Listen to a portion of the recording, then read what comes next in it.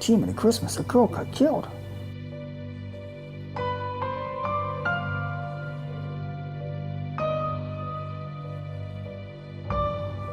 We tried everything possible to get him help.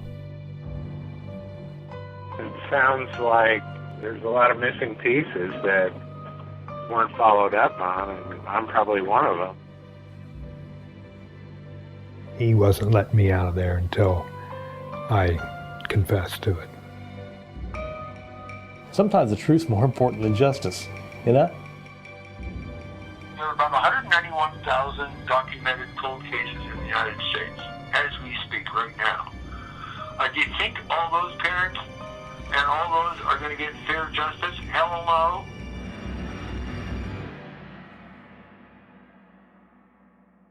I'm Amber Hunt, and this is Accused, the unsolved murder of Elizabeth Andes. In some ways, I feel like a stalker. For nearly a year, I've been tracking every waking moment, every conversation, every move of a woman named Elizabeth Wells Andes. I never met her, but I have her picture on my wall and my desktop and my cell phone. I know her face so well that when I flipped through a yearbook and saw an uncaptioned side profile picture of her as a freshman in high school, I recognized her right away. I'd never even seen her profile before, but I had studied her face. My favorite photo of her looks like it was shot in someone's backyard. She's looking at the camera and flashing this engaging smile, the type that makes you smile right back even though you're only looking at a picture. Even though we've never talked, I feel like I know her. I think I would have liked her, which makes all the other photos I have of Beth even harder to look at. Naked, bound, and bruised, Beth was murdered when she was just 23 years old. She was strangled first and then stabbed, 14 punctures in her chest and 6 more in her neck. The coroner ruled she had not been sexually assaulted, though claw marks on her thighs seemed to hint that someone might have tried. The photos are so awful, so at odds with the happy memories of Beth that her friends and family have. I remember her certainly as really being pretty happy, smiling, laughing, having a good time. That's Sue Parmalee, one of Beth's best friends. Yeah, I think she was happy with her family. She graduated, had a degree, was a pretty good student. Her personality, I think was easygoing. There are some people in your life who, if you're honest with yourself, you'd have to admit would be a likelier target for something bad, something violent to happen than the rest of your friends.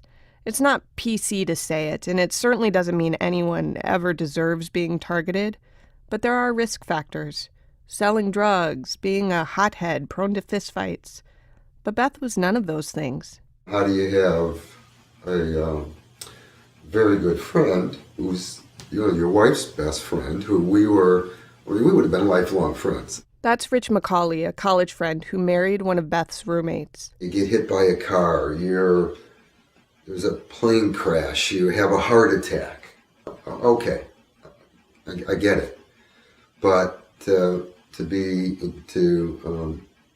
be brutalized this way was very hard to see and to deal with, and so. Rich is a lot older now, older than he ever could have imagined himself way back when Beth died on December 28th, 1978. He and his wife Hallie are grandparents now, just like most of Beth's friends.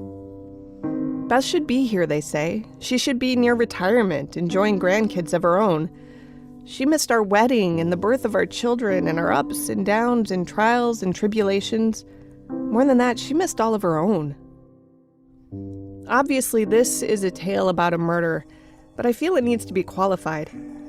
I've told a lot of murder stories in my 20 years as a journalist, and this one's different. It's complicated and political and frustrating as hell. The people who are usually front and center trying to solve crimes are strangely quiet on this one, and there seems to be a reason. As much as this tale is about murder, it's also about a system and officials that might have fingered the wrong guy, and even 37 years later seem determined to pretend there's no chance they made a mistake. Let's start at the beginning.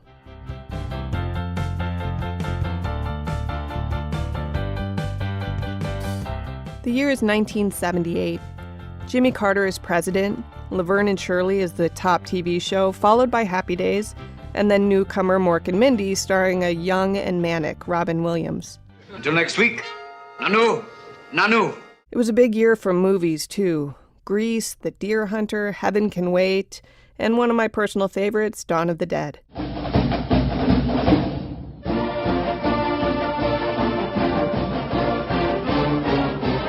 The city is Oxford, Ohio, a college town about 45 minutes north of Cincinnati. It's home to Miami University, where Beth Andes studied for 4.5 years. This is the type of town that transforms over summer and winter breaks when the 15,000 plus students flee back home and the city's left with fewer than 20,000 full-time residents. It's without question a beautiful campus with stately red brick buildings and cream-colored trim.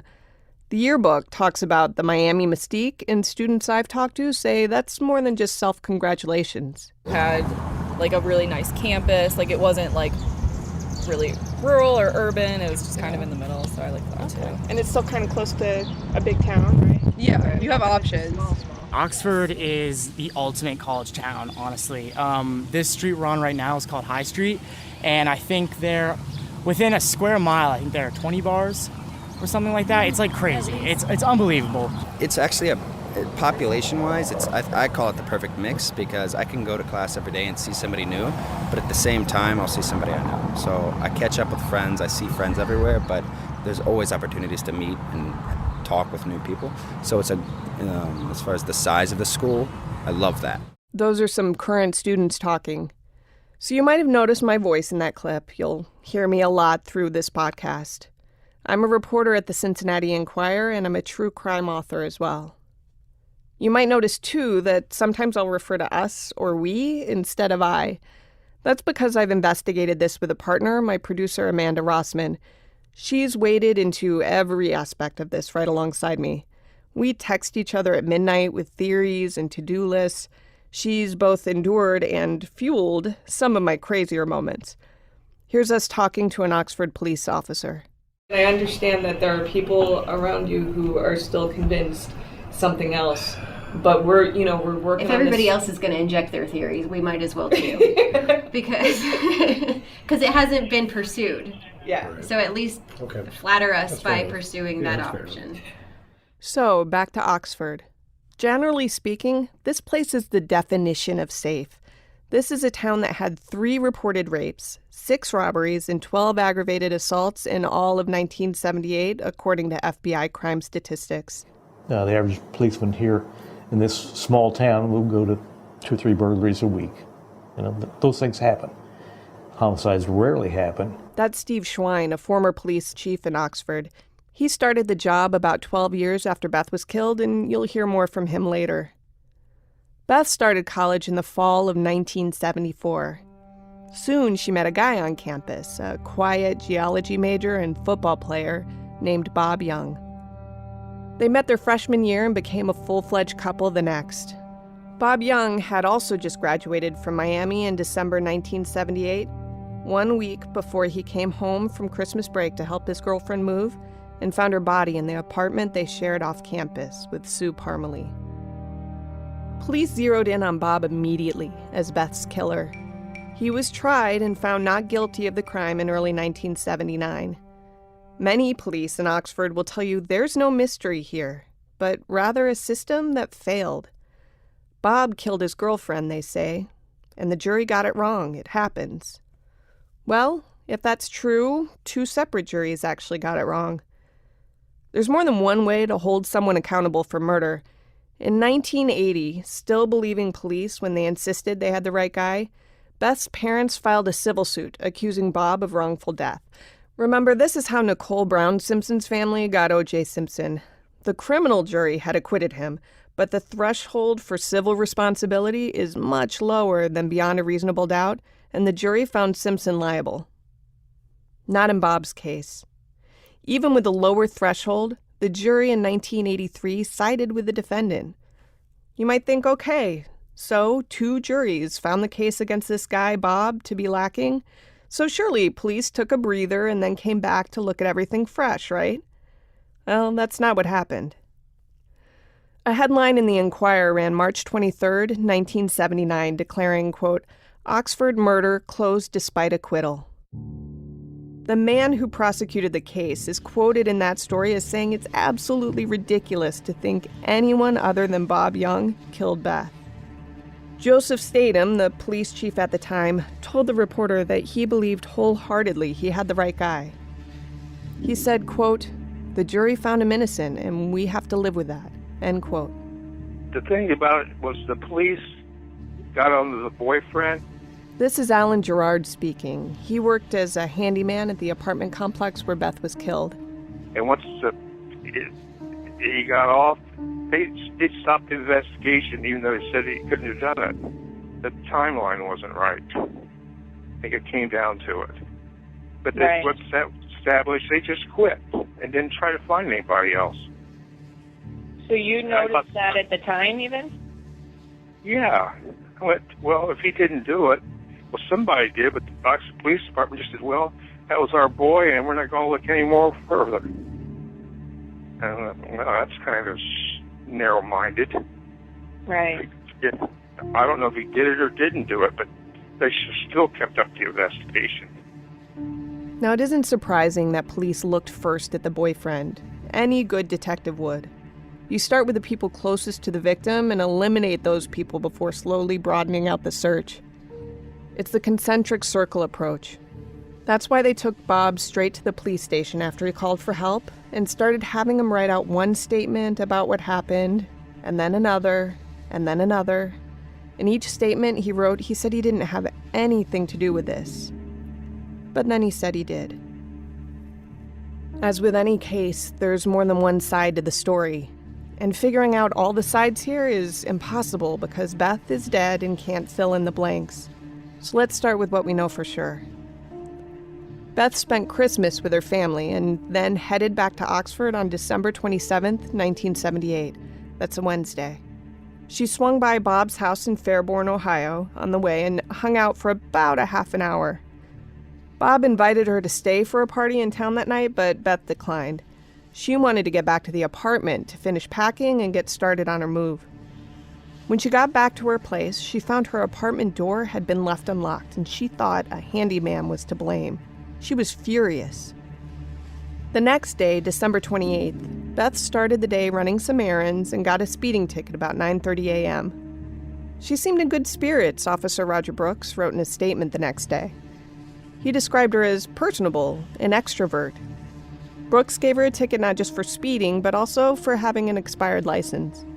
She tried to explain, "My birthday just passed. I'm about to move. I wanted my new license to have my new address, but I didn't have a new address yet." She left Brooks and immediately remedied the license situation. Then she complained to her apartment manager about the unlocked door, and then went to Cincinnati to put a deposit down on a new apartment. That day was a Thursday, and we know she made a few phone calls throughout that day. Sue Parmalee got one, and so did another good friend, Hallie Chapman.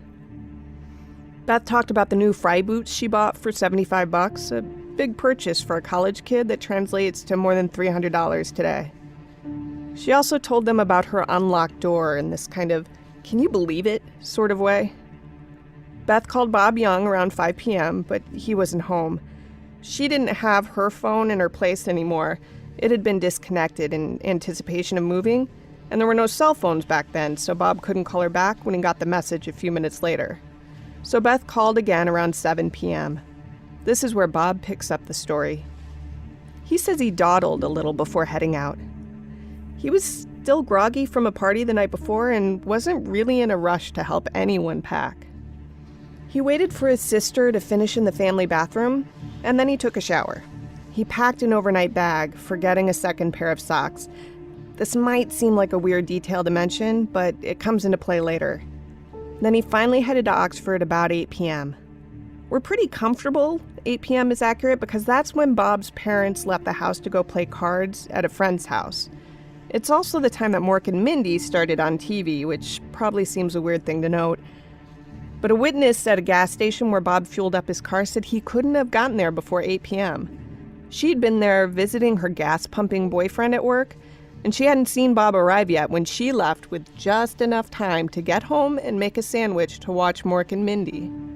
In this world before streaming services and DVRs, this sort of timestamp matters. Bob says it took him 90 minutes to get to the apartment. When he walked inside, he found Beth beneath an overturned dresser in their darkened bedroom. And I could see her underneath the dresser, and I threw the dresser up, and then it looked like she'd been shot. I mean, there's just looked like bullet holes just all over her chest, and had something stuffed in her mouth and around her neck. Bob tried in vain to find a pulse, then ran from one neighbor's apartment to the next, banging on doors in hopes that someone would be home to answer. Because it was winter break, the place was deserted. He had to go into the next building before anyone let him use their phone.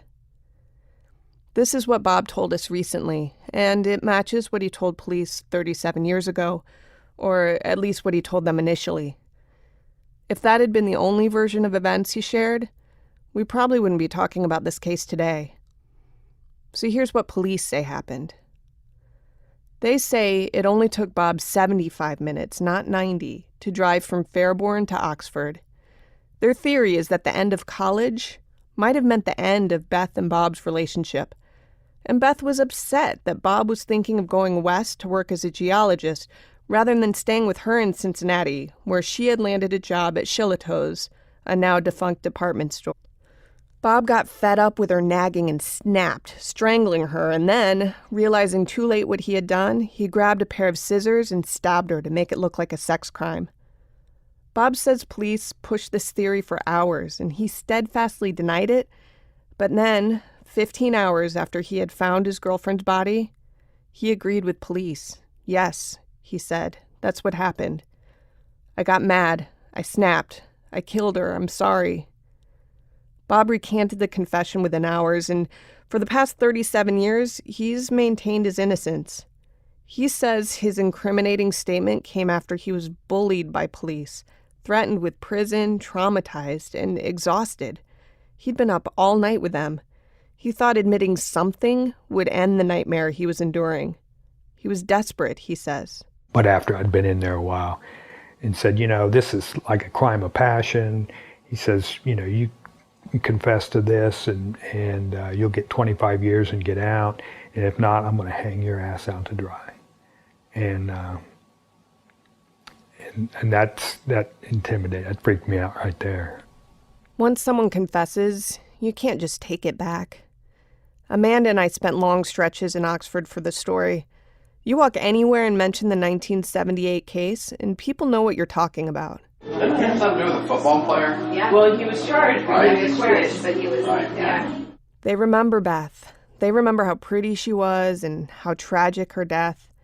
They remember that the football-playing boyfriend was accused of killing her. All I know it was a football player, and I know they killed her in the shower with a butcher knife or something like that. So some people don't have all the details right, but they're still sure it was the football player, the boyfriend who killed Beth. Acquittal be damned. It's that confession that still has officials in Butler County convinced they charged the right guy. It's why they've refused ever since to look at charging anyone else. Amanda and I tracked down former Chief Joseph Statham, who's now retired in Oxford. He was a major player in the case back in '78, having been called in from home to help investigate. At one point, Bob Young was asked to pause writing one of his statements so he could go and chat with the chief. Statham met us recently in a fast food restaurant, which is why the audio's not the greatest. Do you remember what it was like after the acquittal? Were people crestfallen? Were they disappointed? I was disappointed. I don't know about it. I can't speak to the other people. I mean, our department, the guys that worked on the case were disappointed too. Was it ever a process of thinking, okay, maybe we didn't have the right guy, or was it just, No, speaking for myself, I was convinced, and I know John Halcomb, our prosecutor, was totally convinced that we had the right guy. Statham was really interesting. He kept saying, well, this was 37 years ago. I don't remember everything. He would kind of be cute about it. You were just a glimmer in your daddy's eye. But the truth is, he remembered a lot about it. He kept surprising us with how much he actually retained after all these years. So one of the reasons this case stands out to me, because there are a lot of cold cases, but one of the reasons it stands out is because it seems like there are very smart people on each side who still to this day feel very strongly one way or the other, and they're on opposite sides. How does that happen? That intelligent people can we're human beings. I mean, you make the best call you can make with the facts you have presented to you. Do you know after the acquittal if there were any other suspects looked at subsequently? Not that I recall. Not from me. We felt we had the correct person. If there'd been someone else that I thought was worth to look at, we'd looked at it. So, I'm sure that the parents would like closure of a conviction. I'm sure of that. I wish that it had turned out differently, but I don't feel that we were wrong.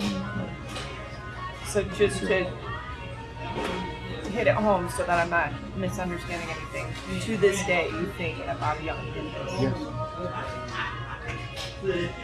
What if you're wrong? What if I'm wrong? What if the world ends today? What if the Lord comes back and we're not ready to go with him? I mean, what ifs is no way to, if I'm wrong, I'm wrong. This cloud has hung over Bob's head for decades. It's why he chose to have the case files sealed years after his acquittal. He wanted to be done with it, to have his record cleared of this horrible thing. It's because of that seal that if you hop online to look up the particulars about this case on Butler County's court site, you won't find it. And this becomes problematic in a way I've never before seen as a reporter. See, Butler County officials interpreted the seal to mean that the crime itself could no longer legally be investigated. Here again is Steve Schwein. When I started asking about the case, naturally I want to see the case report, and it's brought to me, and it's in a collapsible file folder, basically, as I recall, and it's all taped up and says not to be opened, per the law director, I believe it said on it. I'd never heard of such a thing before, but it was repeated to me by several sources, including a Cincinnati attorney named Deb Leiden, who began working for free on this case on behalf of Beth's family about 5 years ago. I was getting a lot of pushbacks, in particular from the Butler County prosecutor's office. Can you describe some of those for me? What kinds of pushback? They were not interested in having anything released. And there was one attorney working with the prosecutor's office, and then there was a different attorney working for the city of Oxford, as far as the police department. And the attorney for the Oxford Police Department seemed a little bit more willing to work with us, but kept saying, well, you know, the file's sealed and they're worried about what they can do, and they're worried they're going to get in trouble if they do anything. I'm like, this is an open case, is it not? It's, you know, you don't have a convicted killer. You're still supposed to be looking at it. Is anybody looking at it? No one seems to be looking at it. Well, you know, their hands are tied, and on, and it really just seemed ridiculous to me. To try and sort all of this out, I talked to Jack Greiner about it. He's the lawyer who represents the Enquirer in all sorts of legal matters. A person who is found not guilty can go back into court after that and ask the court to seal the record. And really the effect of it by the statute is to essentially create a situation where it never happened. The arrest, the trial, everything is just sealed. And by law, a person who gets that order can truthfully and lawfully say on a job application, for example, that no, I've never been arrested. I've never been charged.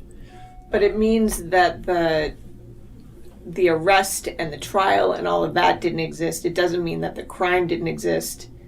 I mean, does it make sense that they would stop investigating a crime because... No, it doesn't. And, I believe that the law enforcement can refer back to the records for purposes of investigation. It never occurred to Steve Schwein to push back on the county's legal interpretation of Bob's seal. He wasn't a lawyer, after all. They were.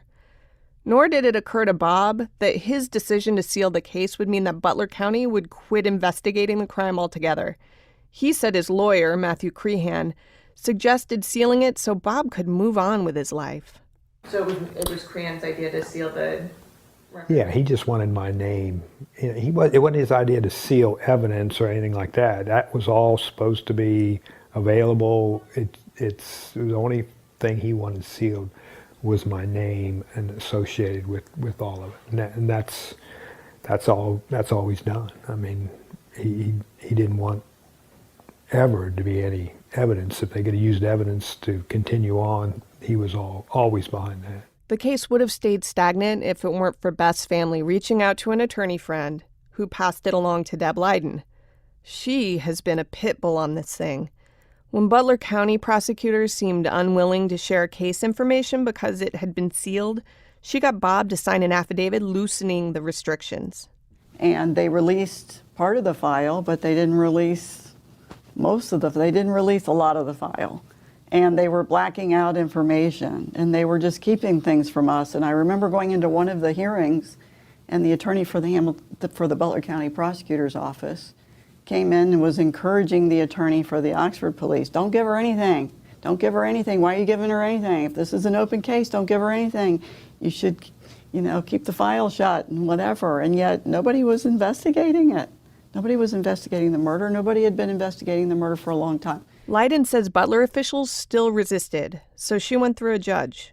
So ultimately, the court agreed with us, and the order was clarified that the file could be released to the Andes family, anyone working with the Andes family, anyone the Andes family designated, and that there would be no problem if anyone investigated the case, and that they should be investigating the case, etc. So we were finally able to get access, and they trickled some more information to us. We kept pressing for more and more information. This year, Leiden and the Andes family even had me designated a family representative.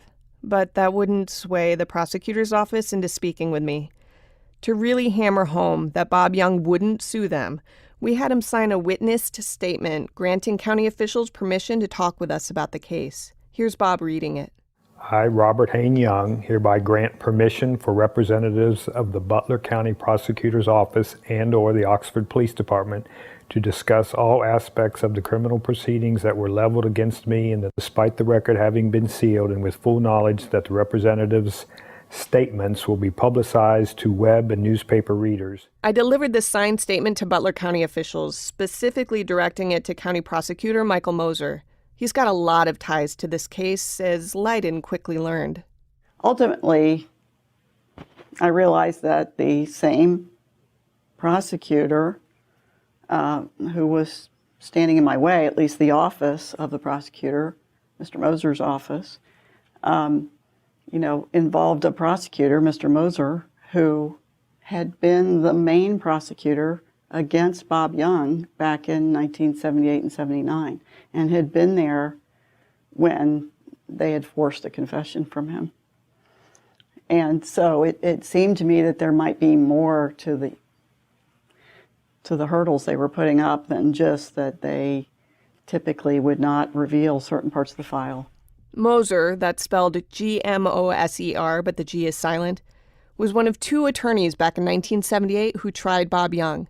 He was in the car with Bob Young when he was taken from Oxford to Hamilton for a polygraph in the early morning hours of December 29th, the day after Beth died. And as Leiden said, he was there when Bob eventually confessed.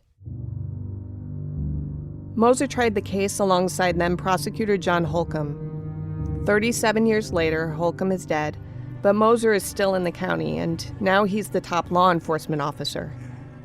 He refuses to discuss this case or pretty much anything else with the Enquirer. We'll talk more about that in later episodes. The important thing to know now is that Moser was a figure in the original investigation and remains an obstacle for law enforcement agents willing to resurrect this case today. He said decades ago in the Enquirer that Bob Young was guilty, and we're told by new investigators that he still believes it. I mean, there have been a number of signals that I've gotten. For example, Beth's case is not listed on the cold case list, not for Butler County, not for the state of Ohio. I've tried to get it listed on the cold case list and have been told it has to be a referral from law enforcement. They've apparently not wanted to put it on the cold case list. Designating it a cold case would mean it's unsolved, and she says Moser doesn't consider it unsolved. He just considers the trial unsuccessful. This is the case we're going to lay out for you over the next several weeks. It hasn't been a normal assignment for us. We've been working on this almost exclusively for more than 9 months, holed up in a tiny office at the Enquirer. It's unusual and, if I'm being honest, a little uncomfortable for us as journalists to talk in the first person.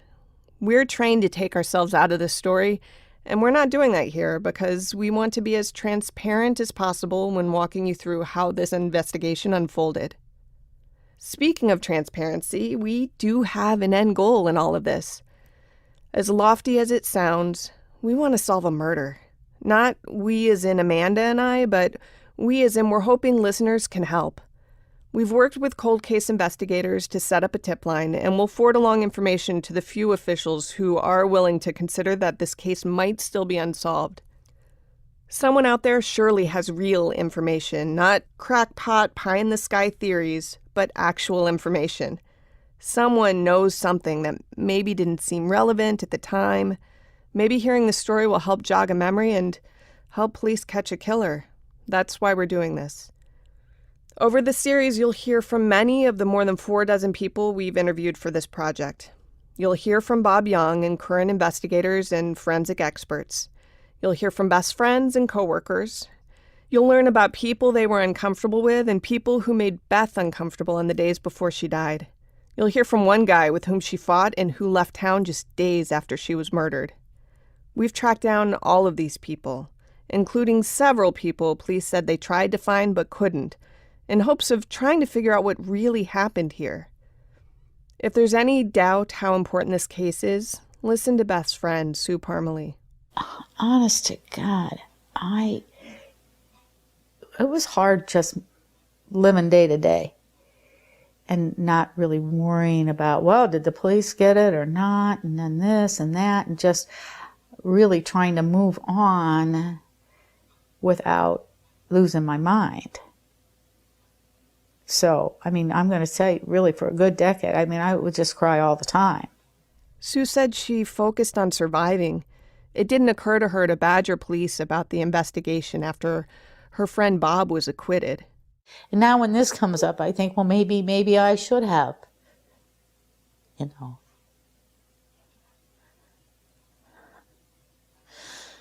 Maybe I should have fought for her instead of trying to forget it. I don't know. She's not the only one struggling. Beth's family has given us their blessing and talked to us on the record, but you won't hear their voices. They want answers, and so they've responded to every question, no matter how minute or ridiculous, that I've lobbed at them. But they don't want to reopen some of the wounds for a national audience. What we have here is a puzzle, and it's the worst kind of puzzle. You don't know if you have all the pieces or if you've got extras that you don't need. It's like someone's stolen the box lid, and you've got no blueprint to follow, no clue what the picture is even supposed to be. Some of the pieces overlap, and others, I suspect, are red herrings. And on top of that, it's a 37-year-old puzzle.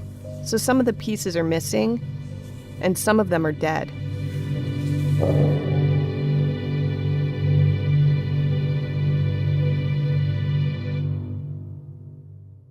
Next time on Accused. Hi, I'm trying to reach Patrick Barrett. Who is this, please? My name's Amber Hunt. I'm a reporter with the Cincinnati Enquirer. Okay. This is Patrick. What do you want to see me about? Oh, okay. Hi, I'm a reporter. I've been working on a story taking a look at the 1978 Beth Andes case. And I'm not going there. I've been retired since '96.